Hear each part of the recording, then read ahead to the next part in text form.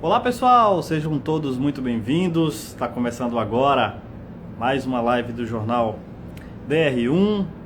Hoje a gente vai entrevistar o fisioterapeuta, especialista em fisioterapia vestibular, o Dr. André Luiz Santos. Ele vai falar um pouco sobre assuntos relacionados a essa área, que envolve, por exemplo, alguns distúrbios, né, relacionados ao equilíbrio.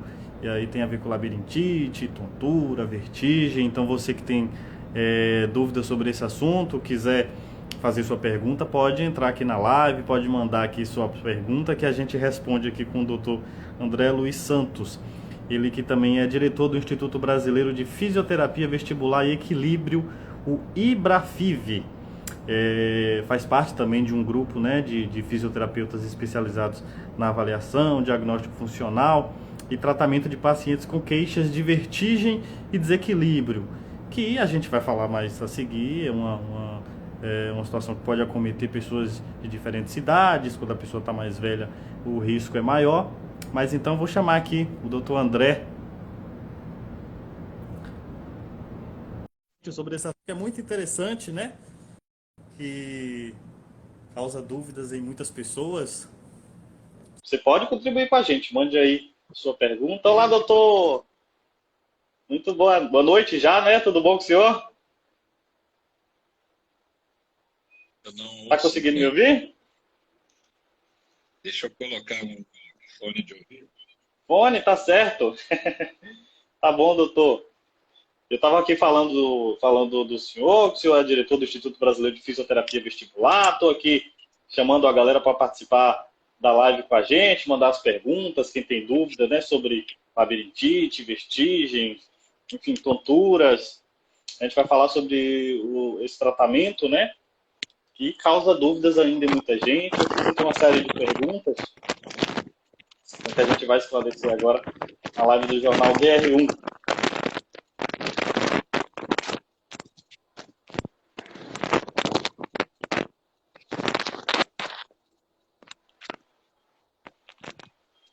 Tá me ouvindo bem? Eu estou ouvindo. E o senhor está me ouvindo? Agora melhorou. Desculpa. Ah, agora. Não, sem problemas. Doutor, eu estava aqui falando com o pessoal, com a galera, né, que está entrando para mandar dúvidas sobre, eventuais dúvidas sobre esse assunto, que acho que é um assunto bem amplo e que causa dúvidas ainda em muitas pessoas, né? Agora, Claro. doutor, eu queria começar agradecendo o senhor pela presença, por ter aceitado o nosso convite e participar dessa live para falar desse assunto tão importante. Muito obrigado, viu? Boa noite a todos. Obrigado, Alan. Obrigado por todo esse apoio, né, a esse tema tão importante que é a tontura, a vertigem, e Uhum. pelo carinhoso convite aí de poder participar com os seus seguidores, espectadores, que realmente não são poucos e muito interessados. Muito obrigado pelo convite. A gente que agradece. Doutor André, o senhor é especialista em fisioterapia vestibular. Assim, para quem é leigo como eu, fisioterapia vestibular. Quando eu vejo a palavra vestibular, eu lembro daquela prova para fazer, para entrar na universidade, para entrar na faculdade. Mas não tem nada a ver com isso, né? Eu queria que o senhor começasse explicando o que é o sistema vestibular e qual é a sua influência, né, no controle da postura, no controle da postural humano. Muito bem. Na realidade, eu sou mais da época do vestibular do que você, né? Você já é Enem para cá, né? Eu não peguei ainda a época do vestibular. Pegou, pegou. Na transição, eu já estava. Eu Na ainda fiz realidade, vestibular, no ano seguinte foi estava Enem. na transição, né? Foi, Na estava na transição. realidade, esse termo vestibular vem de Aham. uma região do labirinto em que no interior reside umas pedrinhas, que a gente vai falar mais à frente, uns Sim. cristalzinhos. Então, essa região, Uhum. vou mostrar aqui o labirinto, olha. Uhum. Isso aqui é um labirinto, ele fica dentro da cabeça, tá? Atrás da Certo. orelha, dentro do osso. Então ele tem Uhum. uma parte aqui que está cortada, é parecido com um caramujo, que é a parte Uhum. auditiva, a área da comunicação humana. Isso que está em azul seria o vestíbulo. que nem uma câmara Uhum. dilatada. E lá dentro Sim. tem estruturas importantes, que vamos falar mais à frente. E aqui atrás, esses anéis são os canais semicirculares. Então, o vestíbulo em azul e esses canais aqui, esses anéis, que são responsáveis para detectar movimentos da cabeça, detectar aceleração da cabeça e, consequentemente, vai ajudar no nosso equilíbrio. Então, fisioterapia vestibular é uma área de atuação que o fisioterapeuta aprofunda o conhecimento nesse sistema vestibular e no equilíbrio humano, e com isso nós realizamos avaliação para chegar a um diagnóstico chamado funcional. Esse diagnóstico vai mostrar como está a função do labirinto, se está afetado ou não, e consequentemente nós temos caminhos terapêuticos para cada situação. Em resumo, 2 tipos de problemas nós vamos ter mais comuns.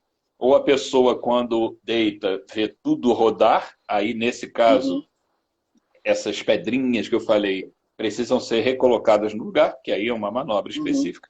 Ou indicamos exercícios. Isso, então, desculpa, de uma maneira bem resumida, seria essa atividade, essa área de atuação. Ah, entendi. Doutor, existem testes, né, para avaliar a função do sistema vestibular, não é isso? Para saber se está tudo ok? Claro, na realidade, o ideal é um trabalho multidisciplinar, interdisciplinar, quer dizer, é um trabalho que tem que ser composto por vários profissionais. Então, por exemplo, na medicina nós temos o otorrinolaringologista, que a subespecialidade chama-se otoneurologia. Na fisioterapia, fisioterapia vestibular. Tem na fonoaudiologia, o audiologista que trabalha nessa área vestibular. E nesse contexto, claro, entrando psicólogos, psiquiatras, o perfil desse paciente tende a ser mais ansioso. Então, cada um com o seu papel. No caso da fisioterapia, nós realizamos uma série de exames à beira do leito após uma entrevista inicial com esse paciente, que é de fundamental importância. Não se trata ninguém sem essa entrevista inicial. Até porque, como eu sempre repito aos pacientes, o labirinto, assim como todo órgão, todo sistema do corpo humano, tem uma condição fisiológica, funcional, a cada segundo. A cada minuto muda tudo. Então, mesmo que eu tenha realizado exames hoje, amanhã já pode apresentar outro quadro. Então, a necessidade de se fazer uma entrevista, saber a história clínica, né, e do sintoma desse paciente, e aí realizamos exames à beira do leito, ou seja, dispensa, na maior parte dos casos, o uso de equipamentos elaborados. Esses exames mais elaborados, tomografia, exame de sangue, eles só vão ser solicitados durante o acordo da equipe após essa avaliação inicial. Então, essa avaliação inicial, como a boa pergunta que você fez, é a mais importante. Eu diria até que 90% do diagnóstico, seja do fisioterapeuta, do médico que tem o seu diagnóstico etiológico, o que é isso? De buscar a causa do problema, por exemplo, origem viral. Então, isso é muito importante, que 90% é feito nessa hora da entrevista e dos exames à beira do leito, ali na maca do consultório, por exemplo, ou na maca do hospital. E aí, num outro momento, nós vamos solicitar ou não exames. Nesse caso, o paciente, então, é avaliado da parte ocular, movimentos oculares, isso tem a ver com a neurologia, com o cérebro, exames também de deitar, que vamos solicitar para ver se acontece algum sintoma, equilíbrio e exames de caminhada, de marcha. Entendi. Doutor, eu queria que você explicasse o que é a vertigem e o que é a labirintite. Perfeito. Eu vou começar pela labirintite pelo seguinte. Ele é um termo polêmico porque labirintite ela é considerada uma doença, infecção. Esse sufixo "it" é uma infecção que pode ser de origem viral ou bacteriana e é até relativamente rara. Não é comum você ver um quadro de labirintite puro, a doença. Então, o que vem a ser isso? O paciente com o quadro de labirintite, doença, ele tem todo o conjunto afetado, tanto a parte do equilíbrio como também a parte auditiva. Ou seja, isso é interessante. Quem tem problema de tontura, mas nunca teve queixa auditiva, por exemplo, perda de audição, barulhos no ouvido, se não tem nenhuma queixa auditiva, e o exame, inclusive, auditivo é normal, essa pessoa não tem labirintite. É obrigatório na labirintite ter comprometimento auditivo. Então você já vê daí que o nome ele se torna polêmico, ou seja, virou um rótulo. Aí vamos ao rótulo. Labirintite, rótulo, para nós representa 300 tipos e aproximadamente 2.000 causas. Então esse termo labirintite, quando vem a nós, na realidade vai ser traduzido em outras coisas a depender do exame que vai ser feito. Tá? E a outra pergunta era em relação, desculpa, ao termo labirintite. E a vertigem, isso aí, ótimo. Tontura, existem 2 tipos. Tontura rotatória e não rotatória, para simplificar. Rotatória. É obrigatório também o paciente relatar que o ambiente está girando ao redor. Esse giro do ambiente, que nem um carrossel, isso é vertigem. Ou seja, vertigem é sinônimo de tontura rotatória. Agora, tontura não rotatória, nada mexe, o ambiente está parado, mas você sente na cabeça que está zonzo, cabeça pesada, desequilíbrio, instabilidade postural. Essas queixas, até mesmo o escurecimento, pode não ter nada a ver com labirinto. Então, o que isso é importante? Lá na história clínica inicial, o relato de vertigem, que é a tontura que roda, 90% dos casos tem a ver com labirinto. O outro tipo de tontura pode não ter nada a ver. Exemplo, você pode ficar sem comer, sem se alimentar o dia inteiro e sentir uma tontura no final do dia. Essa tontura provavelmente é pela hipoglicemia, ou seja, açúcar baixo no sangue. E nada tem a ver com labirinto. Tá? Uma pessoa pode levantar da cama rápido e ter uma pressão com queda, uma hipotensão postural, uma pressão arterial baixa, por conta desse movimento brusco ou algum problema prévio, vascular. Essa pessoa tem uma tontura, às vezes escurece tudo, isso não é labirinto. Então, é importante definir bem os tipos de tontura, rotatória e não rotatória. Agora, doutor, assim, quando é que eu devo procurar um médico? Em quais situações de tontura, por exemplo? Que o senhor disse importante lembrar... Que pode ser... Pode falar, desculpa. O senhor acabou de dizer que pode ser uma tontura porque eu estou com fome, porque eu estou muito tempo sem comer, mas assim, em que situações, olha, nessa situação aí tem que procurar um médico? Na realidade, a procura do profissional de saúde, seja o médico ou o fisioterapeuta, lembrando que o fisioterapeuta é, no Brasil, reconhecidamente um profissional de primeiro contato. Então, essa procura ao profissional que é conhecedor dessa área, isso se faz no momento em que ele tem essa queixa da tontura, lembrando aqui, tontura nunca é normal. Então, não é normal ter tontura. Então, se você tem algum quadro, alguma queixa semelhante a isso, que você perceba que está desequilibrado. Ou o mais comum, a pessoa deita, vê tudo girar, ou então deitada gira para um lado, gira para o outro, tudo roda ao redor. Aí pode procurar, nesse momento, seja em nível hospitalar, seja em nível ambulatorial ou consultório, o fisioterapeuta ou o seu médico, que vai ter, nesse primeiro atendimento, essa abordagem, até porque ambas as profissões não vai ter um diagnóstico imediato preciso da causa. Isso não tem como. Há uma necessidade posterior de exames serem solicitados. Então, essa procura ao profissional fisioterapeuta ou médico faz com que você tenha uma segurança, uma tranquilidade de ser avaliado ali. E o principal, teve essa queixa de tontura, vamos ter outras queixas também que importam aqui.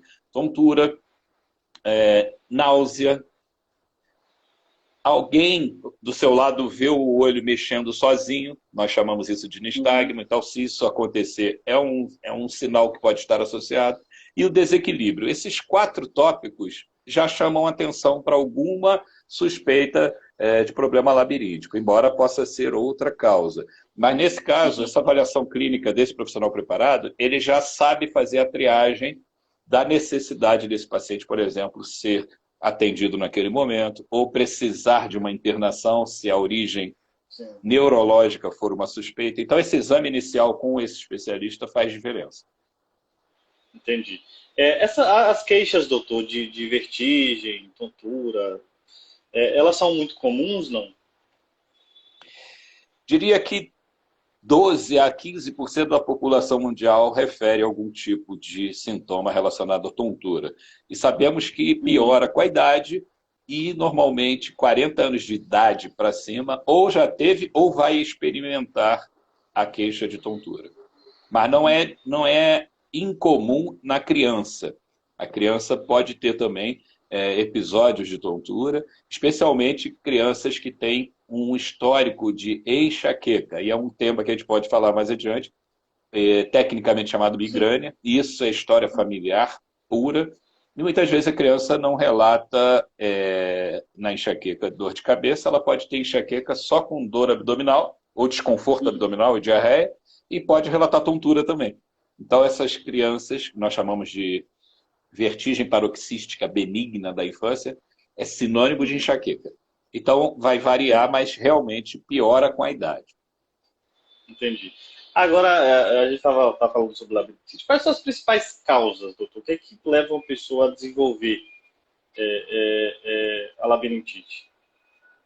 O labirinto, são dois, né, localizados aqui, atrás da orelha, dentro do crânio, são muito bem protegidos. E, curiosidade, né? Um labirinto, ele cabe num dedal de costura, para ver o tamanho dele.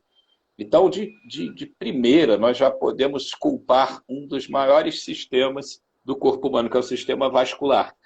Os vasos sanguíneos, quer dizer, a irrigação sanguínea do labirinto é muito precária. Você imagina um órgão desse tamaninho, o tamanho da artéria que leva sangue para ele. Então, ele está conectado, embora pareça muito estático ali, ele internamente tem muitas atividades celulares, neuronais, vasculares, muito líquido ali dentro. Então, ele é muito ativo e está conectado a vários outros sistemas. Então, nós podemos colocar como sistema cardiovascular, né, alterações desde pressão alta, mal controlada, até mesmo o problema ao contrário de hipotensão, que diminui esse fluxo de sangue para o labirinto. Então, esse sistema vascular é um dos principais culpados, especialmente no envelhecimento, que endurece as artérias e chega menos sangue nos órgãos mais periféricos. A outra situação, sistema metabólico e hormonal. Na mulher é muito importante isso. É mais frequente ter esse problema de labirinto em mulheres do que homens. E muito tem relação com o sistema metabólico e hormonal também. Então, você pode ter, por exemplo, alterações de tireoide, hipotiroidismo, tireoidites, e podem causar tontura. O metabólico, um exemplo, seria uma alteração do açúcar no sangue. Um pico de açúcar no sangue já é motivo de afetar o labirinto a ponto de você ter uma crise intensa, aguda, tomando café, por exemplo, ali, naquele ato do café da manhã, e a glicose pode ir lá em cima, por exemplo. Então, você tem aí esses sistemas que são bastante comuns, né? O trauma craniano, queda, você cair, bater a cabeça, pode ajudar a piorar a situação. Uma outra situação postural que eu vejo muito, daquele problema que eu falei de cristalzinhos que se deslocam dentro do labirinto. Hoje a gente vê a vitamina D de dado, quando ela está muito baixa no exame de sangue, tem relação com o deslocamento desses cristais no interior do labirinto, como fator de risco para recorrências. Então, hoje não só tratamos o paciente, nós precisamos orientá-lo para prevenção em relação a essas possibilidades. A gente pode falar também da parte nutricional, deficiências de vitaminas, além da vitamina D, outras vitaminas como B6, B12, isso tudo pode afetar. Quando se fala de nutrição, muita gente pensa que tem que suspender alimentos que são provocativos. Não é suspender, é reduzir o consumo diário. Então, cafeína, chocolate, tudo isso pode ser irritativo, mas a suspensão ilusória de que até o paciente vai fazer isso, não há necessidade. Há sim necessidade de reduzir aquela compulsão por esses alimentos, porque aí a situação vai piorar. Então, são esses os casos assim mais comuns. E uma coisa, um alerta. Ficar de barriga para cima há muito tempo deitado, e agora, né, nos períodos de quarentena e de isolamento social, a gente tem ficado mais deitado, né? Televisão, celular, tablet. Essa posição é a pior do labirinto, porque quando está de barriga para cima, chamamos de decúbito dorsal, os labirintos estão de cabeça para baixo. Aí a gravidade pode fazer uma bagunça ali dentro e deslocar essas pedrinhas, por exemplo. E aí a gente vê casos assim acontecendo. E até em atividades físicas, dependendo da postura que se adota nesse paciente, especialmente se ele já é um paciente crônico, um paciente de longo prazo de problemas do labirinto. E por aí vai. E outra coisa, desculpa, que eu lembrei, a hidratação. Idosos que já têm reserva de líquido no organismo baixa, quanto mais desidratado, mais risco de desenvolver problemas no labirinto. Já é motivo de idoso, 60 anos para cima, tontura, parar no hospital com sinais de desidratação, é motivo de internação. Ô, doutor, eu queria agradecer aqui ao pessoal que está assistindo nossa live. A gente está batendo papo com o doutor André Luiz Santos, né, que é especialista em fisioterapia vestibular. Você que tem alguma pergunta, pode mandar aqui nos comentários que eu repasso aqui para o doutor. Várias pessoas acompanhando aqui. Michele, a Geisa, o Isaac, todo mundo acompanhando. Censo Med Cursos está aqui. Abraço, André. Lhe aguardo nos dias 14 e 16 de maio em Salvador. Salvador, minha terra. Ah, sim. É maravilhoso.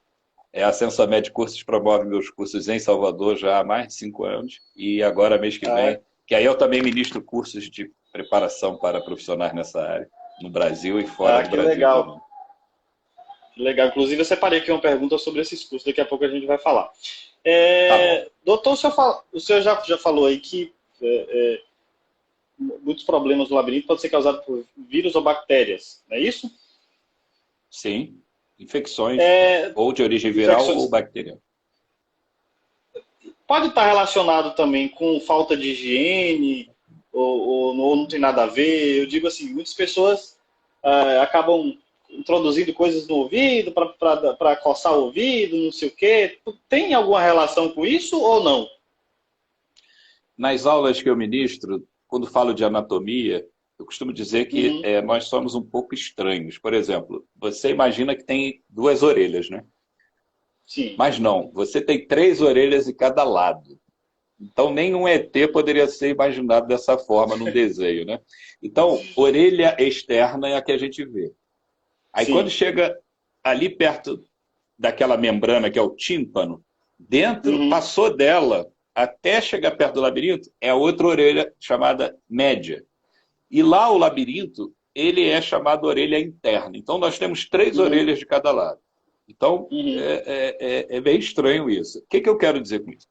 A distância, considerando a proporção do labirinto que está dentro do crânio para a orelha externa é quilométrica. Então, esse quadro externo, na orelha externa, que vai até a fronteira ali com a membrana timpânica, é uma área específica da otorrinolaringologia e que os colegas da otorrino defendem muito o cuidado e, de preferência, não usar cotonetes, essas coisas, para não causar traumas nessa região. Agora, vamos supor que tenha causado trauma e aí tenha infeccionado e tenha piorado a situação. Aí existe possibilidade desse quadro começar a penetrar e a influenciar as estruturas internas. Entendi. O senhor já falou, né, que pode ocorrer em todas as faixas etárias, mas que não é tão... Mas pode acometer crianças também, né? Como identificar esses problemas em crianças, sobretudo nos bebês, por exemplo? Com criança, né, ainda mais bebê, é mais difícil. Nós temos que aí ter conhecimento sobre os reflexos neurológicos primitivos que vão ajudar ao desenvolvimento dessa criança. Então, todos nós passamos, né, tende a passar por essas fases ditas normais de controle motor, que vai controlar a cabeça, vai sentar, vai engatinhar, vai ficar sobre os joelhos, daqui a pouco fica em pé, marcha. Então, existem fases a serem respeitadas. Então, naturalmente, o profissional fisioterapeuta da pediatria, da área infantil, o médico pediatra, esses naturalmente já estão de olho nessa evolução natural do controle motor. Então, como o labirinto se comunica com os músculos dos olhos? E qual é a tarefa principal do labirinto? Para que temos labirinto? Para nos ajudar a comandar os olhos quando movemos a cabeça, senão não conseguiríamos andar ou movimentar a cabeça. Então, labirintos são acelerômetros da cabeça, ou também giroscópios. Então, eles estão lá dentro para qualquer movimento da cabeça. Ou, dentro de um elevador, por exemplo, ele detecta essas acelerações e vai influenciar tanto nos olhos, para estabilizar a visão, como também ele tem comunicação pela medula espinhal para o controle postural. Então, são sistemas que se comunicam. E nós estudamos isso desde o nascimento. E aí, acompanhando o controle motor, nós conseguimos detectar através do comportamento. A criança não vai se queixar de tontura, mas nós vamos perceber que ela pode ter um movimento ocular involuntário. Ela pode ter, em alguns testes, por exemplo, se pegar um bebê pelas axilas e incliná-lo lateralmente, isso é um teste que é feito em que o papel do labirinto é o quê? Endireitar a cabeça no espaço. Então, se esse bebê tem uma disfunção do labirinto, a cabeça não vai ser endireitada, ele vai ficar inclinado. Então, todos esses detalhes que vão ajudar a você perceber em bebê essa possibilidade. Claro que a história clínica dele, por exemplo, um neonato, que é aquele que precisa ficar num CTI inicialmente, ele precisa de suporte de antibióticos. E existem antibióticos ototóxicos. O que é isso? Medicamentos que são tóxicos ao labirinto, mais precisamente as células sensíveis de neurônios que tem dentro do labirinto, que vão, prolongamentos dos neurônios que vão ser afetados por remédio. Então, essas crianças do neonatal podem sofrer dupla lesão, tanto auditiva como do labirinto. Então, essa história clínica permite que você execute já testes precocemente para saber se o tratamento que está sendo feito está complicando outras coisas, como esse exemplo que eu dei. Quando vai para a criança da primeira década de vida, disparado, o que nós temos que nos preocupar são duas situações. Uma, eu já falei, a enxaqueca. Lembrando, enxaqueca não é sinônimo de dor de cabeça. Enxaqueca é a síndrome. Então, a enxaqueca pode vir sem dor de cabeça e pode vir com vertigem. Então, é muito comum, ainda mais se tiver história familiar. Pai ou mãe que tenha isso, fatalmente alguém da geração posterior pode herdar isso. E outra situação hoje muito comum é a concussão cerebral. O que é isso? Choque com a cabeça, esporte, lá no recreio na escola. Essas pancadas na cabeça podem causar uma movimentação estranha do cérebro, uma vez que nós, humanos, não temos uma proteção cerebral como amortecedor eficaz. Então, esse saculejo do cérebro, a gente vê isso nos jogos de futebol, né? Os jogadores que batem a cabeça e apagam, ou nos lutadores. Então, esse quadro de concussão cerebral, saculejo cerebral, pode dar microlesões no cérebro e causar como outras consequências, entre elas a tontura também, já na criança. Só para ter uma ideia, nos Estados Unidos hoje, crianças até 12 anos de idade não podem cabecear bola jogando futebol. Em nenhum esporte relacionado à escola, amador, não importa. Não pode. Por quê? Com a prevenção para esse tipo de lesão. Não pode cabecear a bola. Então, nas crianças, nós percebemos mais esses quadros. Entendi. Ô, doutor, a minha próxima pergunta vai ser se esses sintomas, e eu estou falando de qualquer faixa etária, quando a pessoa tem uma tontura, se duram por muito tempo. E a Morena Post está aqui, o zumbido nomoucido. Isso é normal? Não entendi. O zumbido nomoucido, eu acho que é assim que escreve. Zumbido nomoucido, se é normal. Tem alguma relação entre zumbido no ouvido com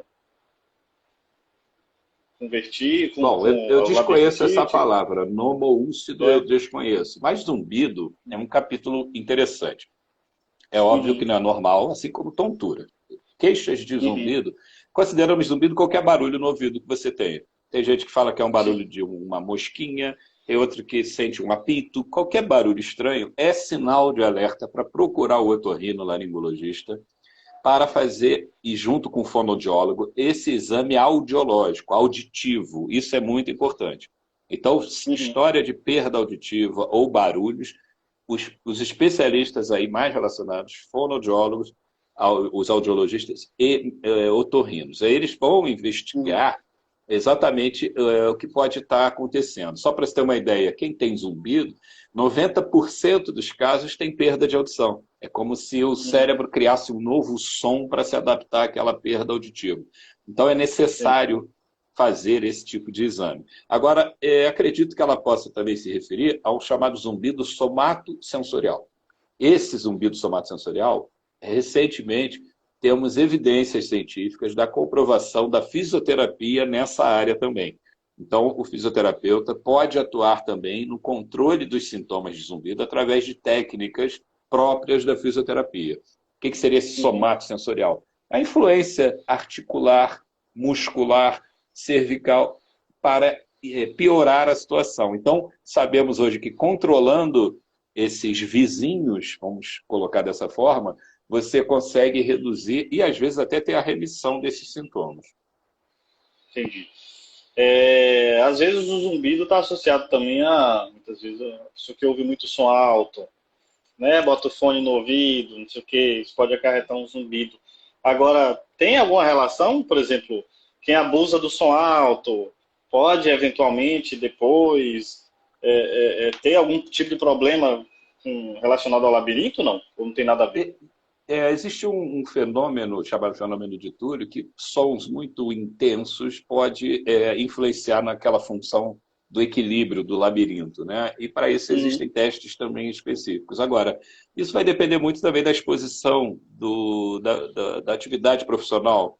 Por exemplo, pessoas que trabalham aeroportuárias, né, com sons intensos ali de avião, pilotos, etc. Então, pode-se ter aí uma relação diante dessa exposição. Então, tudo hoje tem uma preocupação, nós temos uma preocupação muito grande hoje no mundo, nessa situação relacionada ao labirinto, nessas exposições profissionais e pensando também no tratamento para que essa pessoa afastada volte ao trabalho. Isso é uma das coisas mais importantes hoje no mundo, das pesquisas que são feitas, que não basta só apenas aliviar sintomas, mas sim ter qualidade de vida. Sim, entendi. Doutor, quando a pessoa tem algum sintoma, assim, alguma tontura dessas assim, relacionadas ao labirinto, esses sintomas costumam durar muito tempo, não? O tempo de duração de sintomas é uma excelente pergunta. Isso nos ajuda a elaborar a hipótese diagnóstica. O paciente pode te relatar que o sintoma dura segundos e ele é provocado quando muda de posição no espaço, de sentado para deitado, por exemplo. Então, diante desses relatos, nós vamos levantar suspeitas sobre a possibilidade de ter um quadro como esse dos cristais que saem do lugar. Tem outro que relata que não, o sintoma dura minutos a horas e teve uma intensidade tremenda com náusea e vômito que eu fui parar no hospital. Antes, um dia, 2 dias antes, eu tive uma dorzinha no ouvido, tive um calafrio, possivelmente uma origem viral por trás disso, ou seja, as tais viroses pode acometer também o sistema vestibular e o paciente abre um quadro agudo, intenso, com tudo isso que eu falei, sem precisar provocar, espontaneamente ele já tem isso, e aí ele precisa ser abordado muitas vezes na emergência com hidratação e os medicamentos chamados supressores. O médico vai administrar medicamentos para acalmar o labirinto, literalmente isso, e melhorar a circulação de sangue para o labirinto. Não há nessa área medicamentos curativos, médico bem informado sabe disso. O que ele vai orientar é uma estratégia para aliviar o sintoma e o sofrimento do paciente, até que possamos fazer, inclusive, testes e outros exames mais elaborados. Uma vez que nessa área, os testes normalmente são provocativos, então tem que ser feito numa etapa e com muito cuidado. Entendi.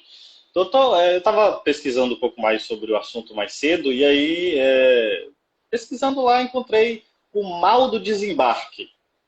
Eu queria que o senhor explicasse o que é o mal do desembarque e se de alguma forma tem relato, por exemplo, tem pessoas que relatam, eu fico enjoado quando estou andando de ônibus, quando vou fazer uma viagem de ônibus. As pessoas levantam um saquinho plástico e tal, porque fazem vômito ou chegam a vomitar. O que é o mal do desembarque? Tem relação com esse enjoo que a gente pode sentir nas viagens, numa viagem de barco, de avião? Como falei, o labirinto, né, hoje labirintos, deveriam ser preparados para trabalhar em silêncio, nós nem saberíamos da existência deles, e nos ajudar muito no equilíbrio. Quando se manifesta, ele, através desses sintomas, né, como falamos aqui, ele pode, de maneira bem precoce, geralmente já quando criança, ter esse quadro de sensibilidade ao movimento. Quer dizer, é paradoxal, é algo contrário à natureza do labirinto. Então, esse quadro de sensibilidade ao movimento, nós damos o nome de cinetose. Então, é essa pessoa justamente que, mesmo quando criança, está no carro passando mal. Outro dia eu atendi uma criança de 4 anos. A mãe levou para ver esse quadro de cinetose que estava insuportável. Em caminhos de menos de 5, 10 quilômetros ele já estava passando mal. Então, dentro disso, quer dizer, esse quadro de cinetose, ele também tende a ser herdado, né? É o quadro de sensibilidade ao movimento em veículos em movimento. Ou seja, você está dentro de um carro, dentro de um barco, e você passa mal por conta dessas informações desencontradas que o labirinto não está conseguindo processar junto com o cérebro. É um trabalho conjunto e contínuo.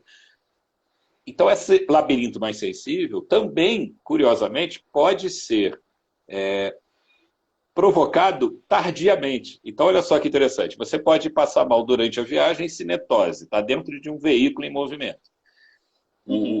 Se essa pessoa dirige, ela dirigindo não sente nada, porque a fixação ocular num alvo à frente faz com que estabilize o sistema e não passe mal. Mas se esse mesmo motorista for para o carona, ele vai passar mal por conta desse conflito visual, movimento e etc. Agora, olha interessante. O paciente sai de um passeio de barco ou de navio, lá não sentiu nada, e quando chega em terra, começa a ter os sintomas. Aí vem esse maladie d'embarquement, que é a descrição do mal do desembarque.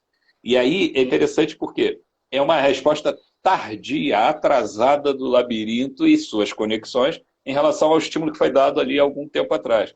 É o famoso mareado. Você sai daquela viagem e depois vai passar mal. Então, isso tem a ver com essa sensibilidade do labirinto que precisa de tratamento.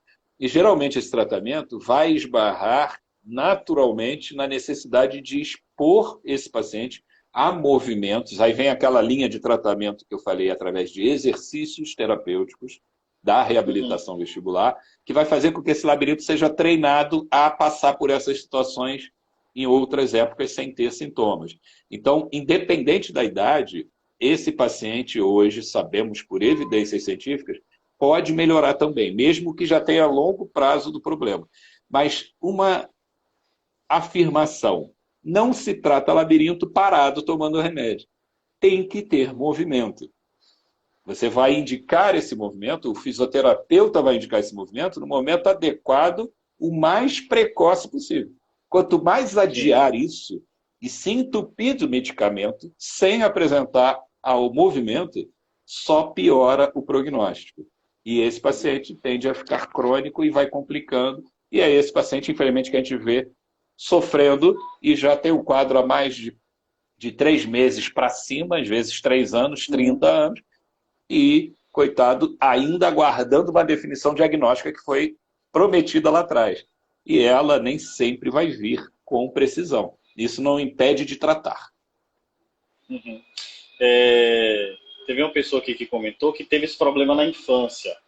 Esse problema do tá no carro, fazer uma viagem e... A cinetose. E aí, de uma hora para outra, esse problema desaparece, mas assim, esse problema, a pessoa não passou por nenhum tipo de tratamento, mas esse problema desapareceu. Mas ele pode surgir futuramente, e isso pode ser, por exemplo, embora, um indicativo. Né? No fundo, ele não pode foi ser um embora. indicativo de... ele foi mascarado porque o labirinto é muito proativo para a melhora. Como eu falei, ele é um órgão do movimento. O Dr. Drauzio Varela fala uma coisa muito interessante. O corpo humano inteiro é um projeto para movimento. Todo o nosso corpo. Então, o labirinto faz parte disso. O que acontece? À medida que você movimenta, se encoraja a movimentar, é mais ativo, você está já se tratando. E muitas vezes o sintoma desaparece por conta disso. Mas não quer dizer que está resolvido.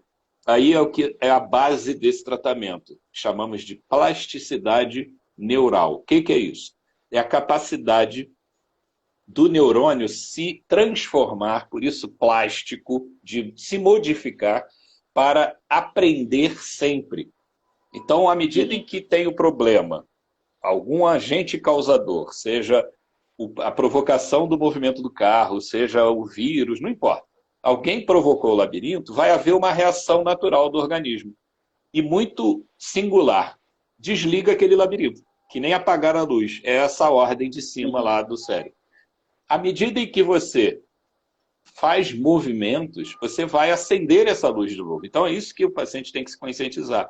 Ele não estava livre do problema, ele estava fazendo movimento, existe um curso natural, né, da doença, e que vai ter uma proatividade do labirinto, nós chamamos isso de compensação central, ou seja, ele e o cérebro têm uma linguagem só, se chama movimento.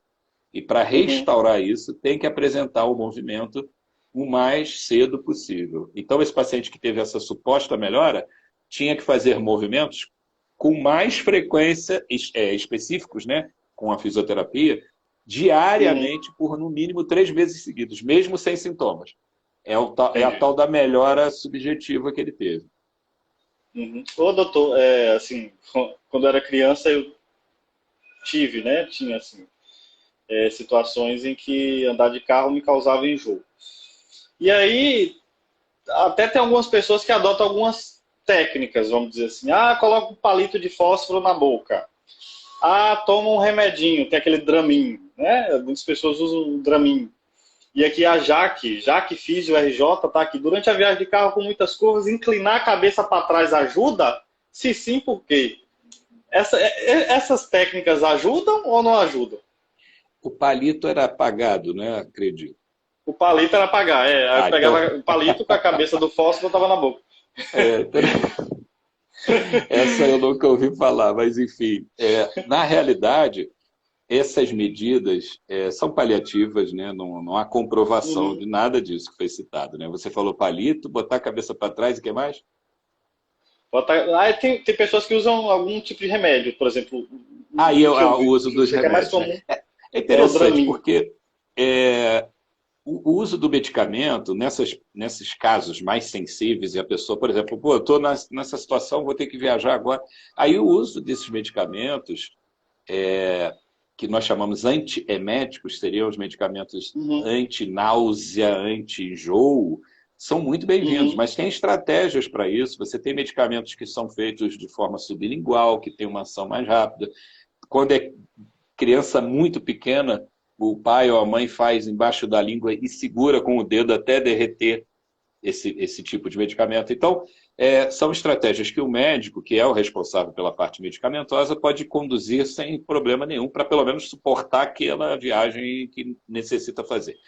Mas não impede que isso não está resolvendo o problema. Isso é só para o paciente poder executar aquela tarefa, mas tem que fazer uma avaliação detalhada para poder fazer a reabilitação desde cedo, desde pequeno. Agora, quando você repara sobre essas estratégias, tem uma muito interessante também, que é o recurso da acupuntura, 3 dedos abaixo do punho, nesse ponto central aqui, você comprimir esse ponto. Nesses casos, esse recurso da acupuntura ajuda a reduzir esse enjoo em muitos pacientes. Isso tem comprovação científica também.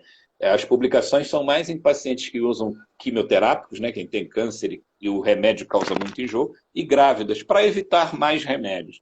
Então, esse recurso, tanto é que em navios você pode encontrar, mas você aqui lança no Google pulseira anti-enjoo, é uma pulseirinha que vem com uma bolinha, e essa Uhum. pulseira é de velcro, e aí no fundo a bolinha no fundo está fazendo o papel do teu dedo pressionando ali. Né? Não há Sim. necessidade de pressionar para atravessar o Uhum. antebraço, mas é uma pressão suave. Mas esse ponto da cultura é um recurso. Então veja que tem coisas interessantes. Mas o caso de botar a cabeça para trás, esse já é fora da curva, porque a tendência é piorar numa situação como essa, você toma e jogar a cabeça para trás ali. Animais que É porque estão. Que o senhor animais falou também da têm. barriga para cima, né? É, Você falou da pode barriga ser para cima, acho que é o mesmo. não é uma Colocar a boa cabeça para trás é a posição. mesma coisa. Não é uma boa posição para o labirinto. Agora, falou nisso, de carros e tentar encontrar um recurso, imagina, os animais também não têm como relatar que estão sofrendo, mas sofrem de Ah, labirintopatias. Então, e uhum. você vê no cachorro, o gato, quando ele está sofrendo disso, a cabeça dele inclina enormemente para o lado afetado. E Uhum. muitas vezes você vê o pessoal passeando de carro com o cachorro com meio corpo para fora. Parece bonito, mas muitos ali estão querendo tomar um ar para poder passar esse enjoo que ele está tendo no carro. Então, esse recurso de botar a cabeça para fora ali é tomar vento porque está passando mal na realidade. Então, Ah, acaba que a pessoa assume posições ou atitudes bizarras para poder se livrar de um problema que isso não vai resolver. entendi.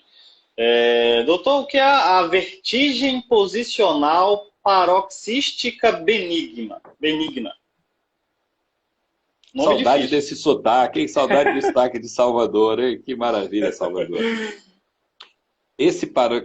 Essa VPPB, vertigem posicional paroxística benigna, é o quadro mais Ah, comum que existe para o labirinto.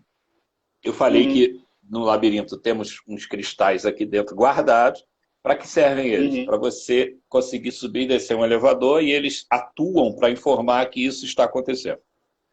Agora, não sei se dá para perceber aí, vou mostrar aqui o que acontece. Quando eles saem dessa parte azul e vão passear aqui nesse canal, por exemplo, ó.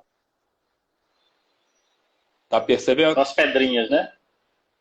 Vou ver aqui nesse outro canal aqui, ó, as pedrinhas verdes. Tá vendo aqui, ó? Aham. Aí Sim, quando sim. você deita, o que que acontece, ó? Eles passeiam lá dentro, onde não deve. Uhum. Não pode ter cristais nesses anéis, só na parte azul. Então, o VPPB é Hum, isso, vertigem posicional paroxística benigna. Eles saíram daqui e vieram parar num desses canais aqui. Aqui está uhum. ilustrando em todos, mas o normal é um só ser afetado. E aí, Sim. esse quadro, ele é o mais comum, como eu falei, no dia a dia, e o Uhum. paciente relata exatamente isso. Eu e você agora, com esse diagnóstico, não sentiremos nada, porque estamos Uhum. com a cabeça parada. Agora, se eu for deitar e esse cristalzinho, esses cristais balançarem lá dentro, mesmo que seja 1 milímetro, eu vou ter a crise. Vertigem, às vezes náusea, às vezes vômito, os olhos vão Uhum. mexer. Aí, quando eles param em qualquer ponto daquele canal, para o sintoma. Quando você senta de novo, eles vão balançar. O sintoma volta. Então, por isso, posicional. Só ocorre na hora que muda a posição da cabeça. Entendi. Eu vi o termo benigna. Tem a maligna? A benigna, nesse caso, é um caráter não progressivo. Então, Hum, é um quadro que essa primeira crise é muito intensa, geralmente, mas conforme eu falei, você vai deitando sem saber o que é, vai mexendo, mexendo, mexendo, ele vai diminuindo a intensidade. Então, esse é o entendi. caráter não progressivo. O que Ah, consideraríamos maligno, que para o leigo é algo muito negativo em relação ao tumor, mas no caso, na área aham. médica, maligno pode ter uma explicação de origem central. Então, Uhum. em vez de ser o labirinto, essa peça que eu mostrei aqui agora, o problema estaria lá em alguma região cerebral, não necessariamente tumoral, mas alguma outra Entendi. situação. Por isso, maligno, porque ultrapassou o periférico. O problema tem que ser Uhum. investigado pela neurologia. Entendi. Doutor, é comum as pessoas que apresentam algum tipo de transtorno desse relacionados ao labirinto relatarem dificuldades de atenção, concentração, cansaço e ansiedade? Excelente pergunta, excelente pergunta. Hoje nós sabemos que essa informação do labirinto ela se projeta para o cérebro, lá é processado, mas tem uma área cerebral, no córtex cerebral, na área Uhum. nobre do cérebro, onde tem várias funções do nosso organismo, inclusive memória, raciocínio, todas as nossas práticas intelectuais, cognitivas, etc., existe, então, conexão com a área relacionada ao labirinto. Então, no Uhum. córtex cerebral, que é essa área nobre no cérebro, ela não se restringe à área, por exemplo, eu tenho a área da mão no meu cérebro, mas também tem a área do labirinto lá determinada. Uhum. Ela não está restrita, assim como nada no cérebro está restrito a só aquela região específica, geográfica ali. Tudo está Sim. conectado. Então, as pesquisas mostram o seguinte: se eu faço um estímulo aqui, nessa parte periférica, por exemplo, provas calóricas, algum estímulo no labirinto, vai acontecer o quê? Vai acender lá a atividade naquela região do labirinto, porém, ele também vai oferecer outros estímulos em outras áreas. E aí recai sobre essas áreas que você se referiu. Então, o que sabemos Uhum. hoje existe uma rede neural multissensorial no cérebro em que conecta não só o labirinto às funções de equilíbrio, mas também a funções relacionadas à memória, concentração, atenção, comportamento emocional. E por isso a nossa preocupação de tratar o quanto antes, quanto mais tempo levar para tratar direito, mais outras áreas e outras funções cerebrais vão ser afetadas. E aí vamos ter Uhum. pacientes que vão oscilar de ansiedade para depressão, pânico e outras situações, dificuldade de raciocínio e etc. Então, os Uhum. casos crônicos mostram isso para a gente também na clínica diária. Entendi. Ô, doutor, e os quadros de ansiedade, eles podem dificultar o tratamento? Eu não ouvi, desculpa. Os quadros de ansiedade, eles podem dificultar o tratamento? Como eu falei antes, o perfil desse paciente é normalmente de ansiedade, de transtorno de Uhum. ansiedade. E aí a ansiedade vai gerar, por conexões neurológicas, uma atividade negativa até para a melhora do quadro que esse paciente apresenta de tontura. Então, Uhum. atrapalha e muito. E aí mistura-se esse quadro de ansiedade, que, além disso, afeta a área vascular, o sistema relacionado à ansiedade, que é o sistema nervoso autônomo, nós chamamos de simpático, mas não tem nada de simpático. Esse sistema vai controlar também o fluxo desse sangue nessas artérias que temos no corpo. Então, vira um processo neurovascular que vai só atrapalhar a capacidade de melhora, não só anatômica, como também mental em relação aos danos que isso pode ocorrer. Então, o que percebemos é Entendi. assim, a ansiedade atrapalha, e a ansiedade, leia-se, não é só a pessoa estar nervosa, é a ansiedade de querer descobrir um diagnóstico, uma causa de um problema que ela tem há 30 anos, há 15 anos.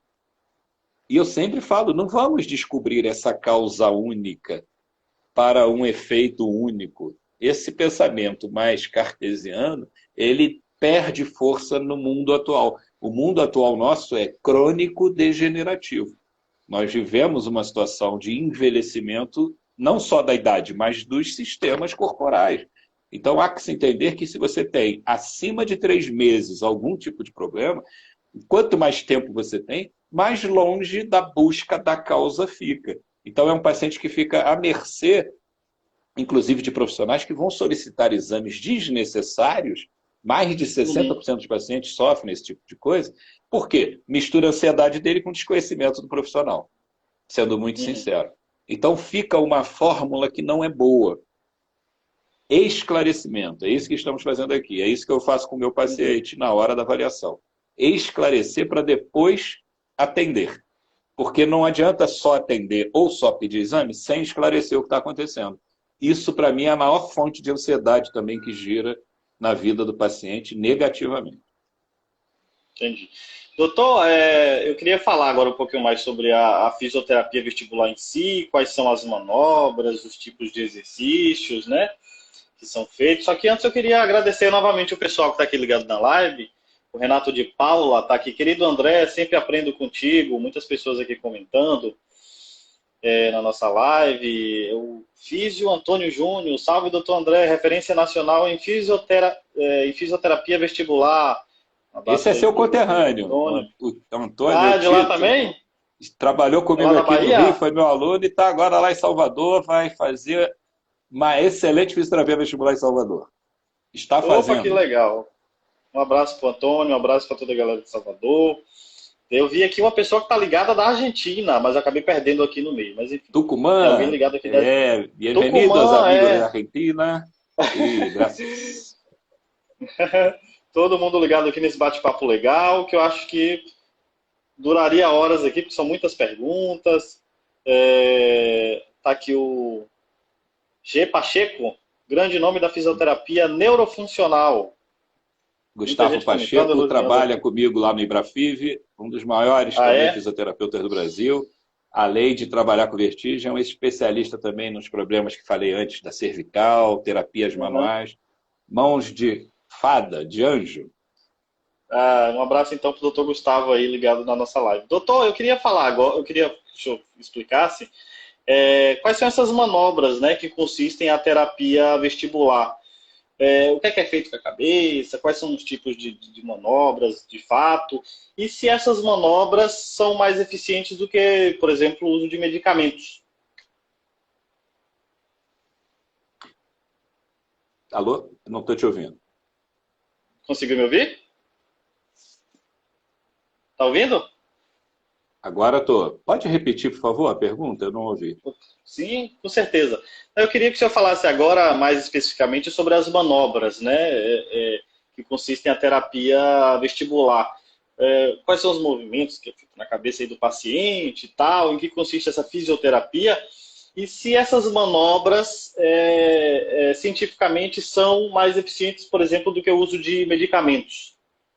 Excelente pergunta. Na realidade, esse quadro que eu falei da VPPB, que conversamos aqui dos cristais, eu vi aqui a Tânia Sainz de Espírito Santo. Tânia Sainz, um abraço, muito obrigado.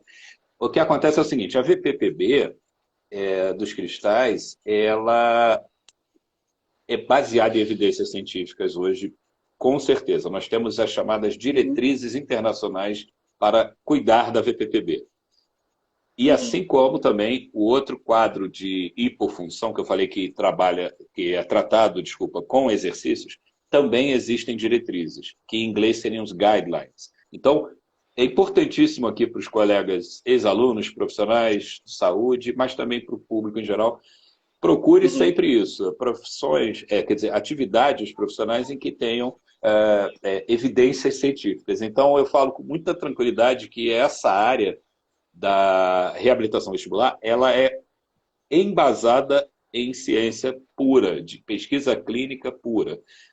E aí, com isso, a gente sabe que, falando da pergunta VPPB, o que é mais eficaz? A manobra de teste é mais eficaz que qualquer ressonância e tomografia que você fizer de crânio. É deitar o paciente no leito e fazer um teste para provocar os sintomas e nele você saber diagnosticar. Isso aí é mais eficaz, é mais eficiente do que uma imagem, por exemplo. Nem se recomenda, nesse caso, fazer imagem como uma radiologia qualquer. Então, os testes são baseados em evidência. O tratamento mais eficaz, disparado, é a manobra para recolocar esses cristais no lugar. Aí já é a manobra de tratamento. É superior a não fazer nada, a fazer remédio ou a fazer algum tipo de cirurgia que nessa área é extremamente incomum. Então, a manobra de tratamento e a manobra de diagnóstico, elas são altamente confirmadas cientificamente como o melhor a se fazer para esse paciente, no caso das vertigens posicionais. Entendi. Doutor, a fisioterapia vestibular, ela é capaz de reduzir ou é capaz de eliminar, na verdade, os sintomas de tontura associados à disfunção vestibular? É capaz de eliminar ou não? Uma pessoa que tem isso de uma forma mais crônica mesmo com essas manobras, isso pode aparecer depois, mesmo com a fisioterapia?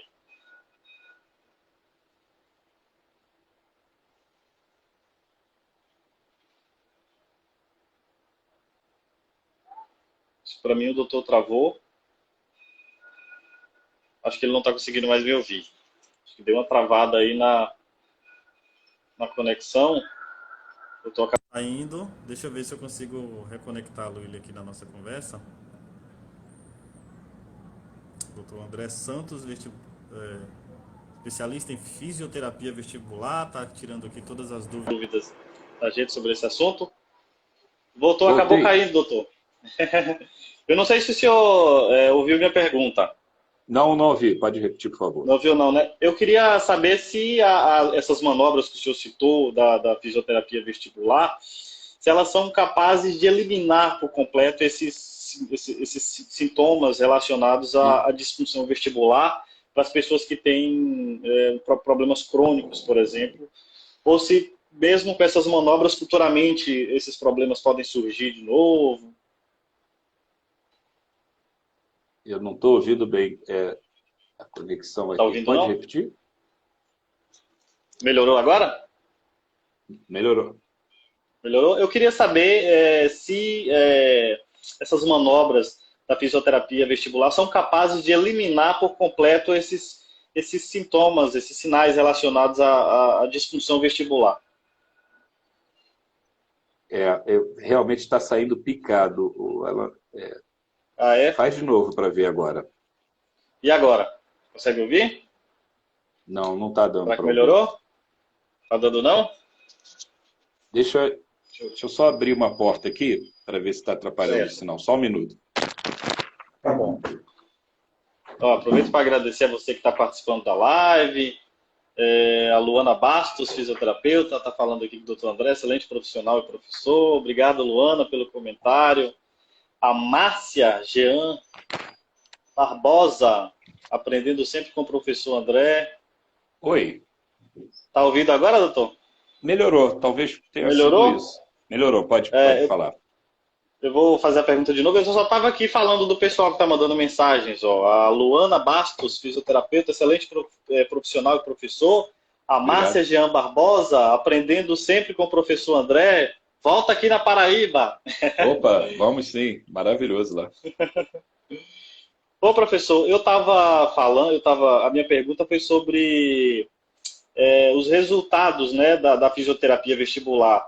Se essas manobras elas são capazes de eliminar por completo esses problemas relacionados à disfunção vestibular. Ou não, o paciente futuramente pode ter depois. Hoje o paradigma do tratamento, né, da VPPB, que ela se refere com manobras, o paradigma hoje ele passa pelo seguinte: não só pensamos no tratamento em si, da manobra específica, ela é importante, mas deixa de ter importância única quando pensamos nessas outras possibilidades. Então, o sucesso desse tratamento, e esquece cura, não estamos falando aqui de cura, até porque você pode sofrer um trauma craniano acidental, escorregar, bater a cabeça, e esses cristais saírem do lugar de novo. Então, é difícil estabelecer aqui cura, mas o controle e por longo prazo dos sintomas pode ser alcançado, mas não só com manobras.